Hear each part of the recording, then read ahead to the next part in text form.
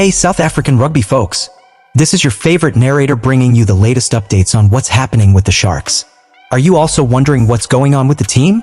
Seriously, it's tough to grasp this phase. So, check this out, the Sharks are going through a tough time with 8 losses in 9 games, including some at home and even one against Zebra. It seems like even the most dedicated fans are scratching their heads and asking, will this ever get better on the East Coast? And look, you can't ignore that there's a good bunch of Springboks in the team. 8 of these guys were part of the team that brought the World Cup to South Africa. And 10 more have test match experience. But there's a strong debate going on if these stars are not contributing to the sinking ship, you know? The thing is, the Sharks are not alone in this confusion.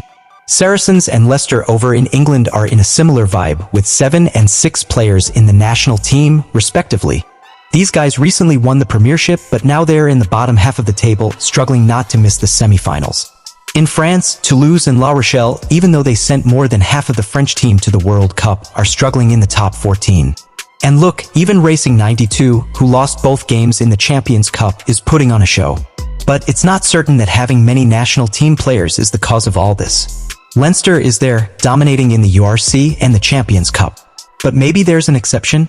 Let's focus on the South Africans because things are different here. Now, players have to be 100% all year round. And maintaining motivation is tough, especially when there are a bunch of games. Some of our stars are a bit dull, and people miss that energy, you know? So, South African rugby fans, what do you want for 2024? Do you want to see the Sharks dominating in the URC? Or would you prefer to see the Bulls or Stormers shining in the Champions Cup in London? And hey, Cheetahs, Lions, and Sharks are putting on a show in the Challenge Cup. Who's cheering for one of them to reach the final in May? And here's another thing, is it worth sacrificing national glory? Can giving the national team guys a break help to keep the energy? Or is it worth following the path of players like Malcolm Marx, Pieter-Steph du Toit, and Cheslin Kolbe, taking a stroll in Japan? Lastly, what do you think about the future of the Springboks? Will people have patience for the reconstruction project, or will they grab the knives if the results don't improve? Share your thoughts in the comments.